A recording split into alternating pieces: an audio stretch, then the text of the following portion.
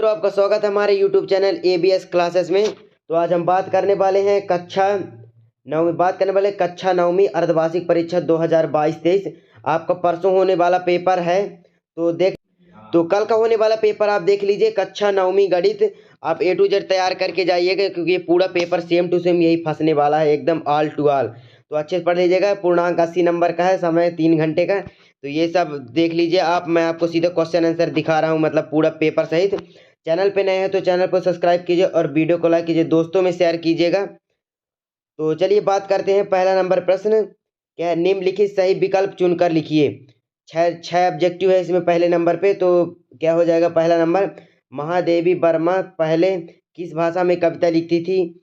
4 option है, अवधी, मैथिली और बुंदेली ब्रज। तो ये 4 ऑप्शन इस देख लीजिएगा। इसका राइट आंसर मैं आपको नेक्स्ट वीडियो में आपका पूरा आंसर सही इसका प्रोवाइड करा दूंगा। अभी केवल पेपर दिखा रहा हूँ, तो आप जल्दी से इसको तैयार कर लीजिएगा अच्छे तरीके से। तो दूसरा नंबर क्या है? सेनापति समास। सेनापति पद में समास बताइए, मतलब सेनापति में कौन सा समास है? तो और तीसरा नंबर क्या होगा? बछिया के ताऊ मुहावरे का अर्थ है। और चौथा नंबर हो जाएगा, रीढ़ की हड्डी एकांकी का प्रमुख पात्र। और पांचवा नंबर क्या हो जाएगा? तिब्बत के सबसे खतरे की जगह है, मतलब तिब्बत में कौन सा सबसे खतरे की जगह मानी जाती है? और छठवां नंबर क्या हो जाएगा? महादेवी वर्मा से चांदी का कटोरा किसने ले लिया था? तो ये 6 क्वेश्चन हो गए आपके। पूरा ऑब्जेक्टिव देख लीजिए एक बार से, अच्छे से स्क्रीनशॉट ले लीजिएगा। ये तो 6 ऑब्जेक्टिव हो जाएंगे। और नेक्स्ट बात करने वाले हैं हम प्रश्न नंबर 2। तो प्रश्न नंबर 2 पे क्या है आप देख लीजिए यहाँ अच्छे तरीके से। प्रश्न नंबर 2 पे निम्नलिखित रिक्त स्थानों की पूर्ति कीजिए। तो वीडियो के अंतिम तक बने रहिएगा, आपको मैं जरूर पूरा पेपर प्रोवाइड कराऊंगा। एक साइड से आप पूरा तरीके जितना भी बने सब लिख के आइए, क्योंकि पेपर होने के चांसेस कम है। तो हो सकता है कि पेपर रिजल्ट आपका इसी पेपर से बनाया जाए, इसलिए जितना बने आप पूरा से पूरा लिख के आइएगा, छोड़ के मत आना। तो पहला नंबर क्या हो जाएगा इसका? लेखक की दृष्टि बिंदी बिंदी बिंदी पर अटक गई, मतलब लेखक की दृष्टि खाली स्थान पर अटक गई। और दूसरा क्या हो जाएगा? रस के प्रकार। तो रस के 10 प्रकार होते हैं। ये रिक्त स्थान आपका 2 हो गए। और नेक्स्ट बात करते हैं तीसरा नंबर पे। तो तीसरा नंबर पे क्या होगा? एकांकी में होता है। जी हाँ दोस्तों, एकांकी में होता है, तो एकांकी में 1 अंक होता है। और चौथा नंबर क्या हो जाएगा? गधे का एक छोटा भाई भी है, उसका नाम था खालिस्तान। ये आपके पार्ट से चैप्टर से रिलेटेड होगा। अगर आप कहानी वहानी पढ़े होंगे तो बन जाएगा आसानी से। पांचवा नंबर क्या है? वे शब्दांश जो शब्द बनते समय आरंभ में लगते हैं क्या कहलाते हैं? तो उपसर्ग कहलाता है, आरंभ में जो लगता है। और समास के कितने भेद होते हैं? तो समास के 6 भेद होते हैं। ये हो गए आपके रिक्त स्थान। और नेक्स्ट बात करते हैं हम अब प्रश्न नंबर 3, जो कि आपके सामने है स्क्रीन पे। तो देख लीजिए प्रश्न नंबर 3 क्या है? निम्नलिखित की जोड़ी बनाकर लिखिए, मतलब कि सही जोड़ी है आपका 6 नंबर का। तो आपको मैं दिखा रहा हूँ, जल्दी जल्दी देखिए। पहला नंबर क्या हो जाएगा आपका? कबीर। ये पहला नंबर आपका क्या हो जाएगा यहाँ से? कबीर। तो पहला कबीर, और इसका राइट आंसर शब्द हो जाएगा। कबीर का मतलब रचना जो है, कबीर दास जी ने रचना लिखा था, इनकी प्रमुख रचना है शब्द। तो ये हो जाएगा। और दूसरा नंबर क्या है? वाक। तीसरा नंबर रसखान। रचना के आधार पर वाक 3 प्रकार के होते हैं। शत्रु का विलोम हो जाएगा आपका मित्र। और ये पांचवा नंबर क्या होगा? राजेश जोशी। राजेश जो कि लद्दाख हो जाएगा आपका।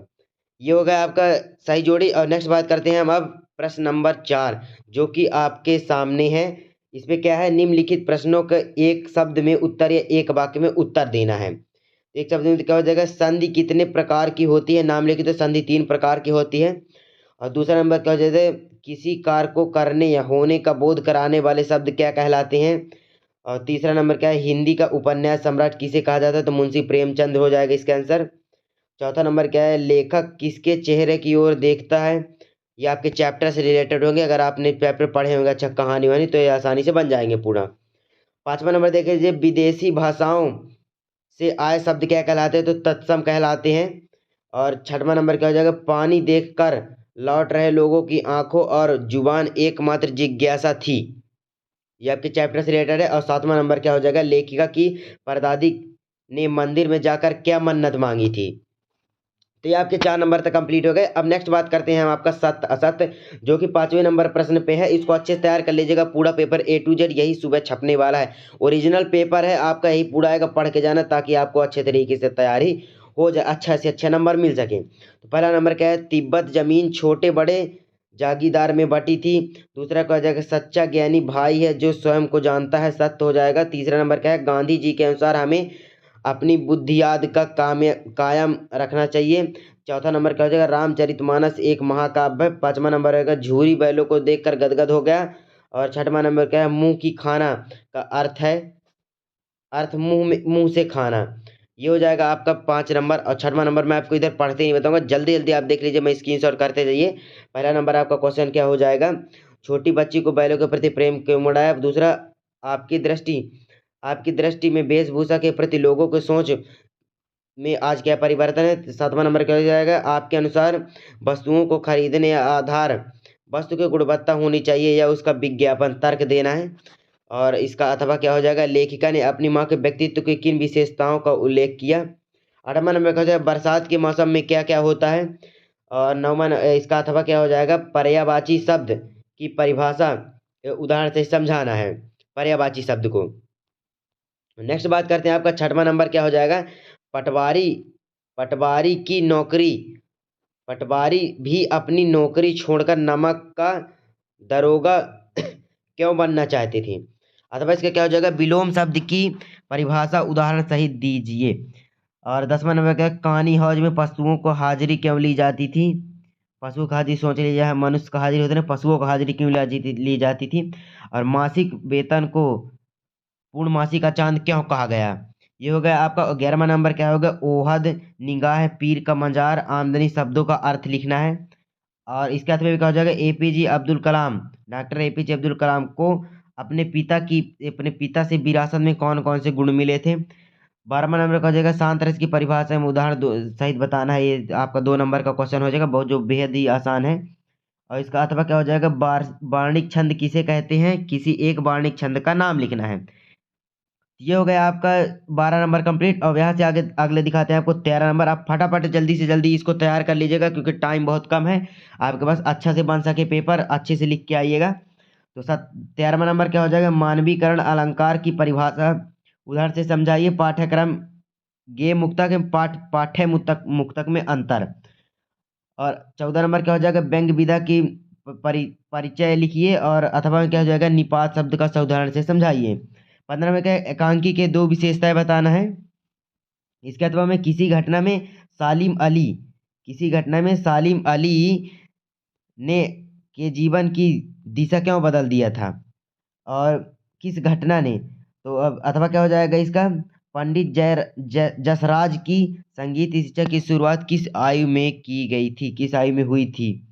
ये हो गया। और इसका अथवा में क्या हो जाएगा, नई शिक्षक ने डॉक्टर एपीजे अब्दुल कलाम को बचपन में पीछे की बेंच पर क्यों बिठा दिया था। और इसका अथवा क्या हो जाएगा, दोहा की परिभाषा एवं उदाहरण से समझाइए इसको। और अथवा में क्या हो जाएगा, उपमा अलंकार और यमक अलंकार में एक एक उदाहरण सहित इसको परिभाषा से समझाना है। जो आपका 3 नंबर का क्वेश्चन है, वार्षिक में भी पूछा जाता है, अधिकतम आने वाले सब क्वेश्चन है। और ये आपके अर्धवार्षिक में तो पूरा पेपर आएगा ही।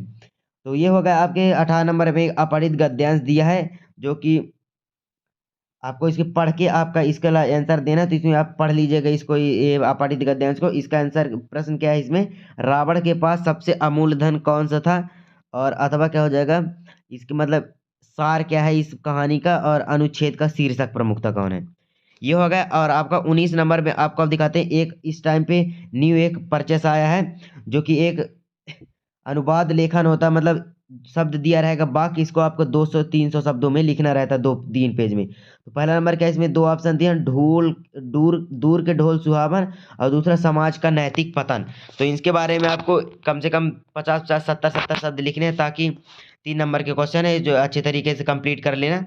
और नेक्स्ट बात करते हैं, आपको 20 नंबर क्वेश्चन है, निम्नलिखित में जीवन परिचय लिखना है। आपको कबीर और महादेव वर्मा के बारे में किसी एक के बारे में जीवन परिचय लिखना है, कम से कम 250 शब्दों में, 200 से 250 शब्दों में, 1.5 पेज में। और 21वां नंबर क्या हो जाएगा, आपको एक गद्यांश दिया है, इसको पढ़ के आपका इसका आंसर देना है। और इसका अथवा भी एक गद्यांश दिया है, इसको भी आप पढ़ के पूरा अच्छे तरीके से आंसर दिए। इसमें क्वेश्चन दिया रहेगा नीचे साइड, आपको इससे पढ़ के आंसर देना रहता है। और 22वां नंबर कैसे होना जाएगा, आपको साफ सफाई अपने नगर निगम के प्रमुख कार्य कार्यपालन अधिकारी नगर निगम सागर को अपनी विद्यालय भवन की साफ सफाई की पत्र लिखना है, एक मतलब नगर की साफ सफाई के लिए। और अथवा में क्या हो जाएगा, अपने मित्र को अपने छोटे बड़े भाई के शादी में सम्मिलित होने के लिए निमंत्रण पत्र। ये हो गया। और आपका 22वां नंबर क्वेश्चन, 23वां नंबर क्वेश्चन क्या हो जाएगा, एक निबंध लिखना है आपको, कम से कम की 2-3 पेज में। आपका 4 नंबर का निबंध रहता है। तो पहला नंबर क्या हो जाएगा, इसमें 4 ऑप्शन दिए हैं, शिक्षित, बेरोजगारी, विज्ञान विज्ञान का जीवन पर प्रभाव। और इसका हो जाएगा तीसरा नंबर, जीवन के खेलों का महत्व, और दहेज प्रथा और नारी। तो फाइनली आपका पूरा पेपर कंप्लीट हो चुका है। तो देख लीजिए, पूरा अच्छे तरीके से तैयार कर लीजिएगा, क्योंकि कल पूरा पेपर यही छपने वाला है। अच्छे से तैयार करके जाएंगे ताकि अच्छे पूरे मार्क्स मिल सके। तो मिलते हैं नेक्स्ट वीडियो। अगर वीडियो को लाइक नहीं किया अभी तक तो लाइक कीजिए और दोस्तों में शेयर कीजिए, और चैनल पे नए हो तो चैनल को सब्सक्राइब कीजिए। मिलते हैं नेक्स्ट वीडियो में, तब तक के लिए बाय बाय, जय हिंद।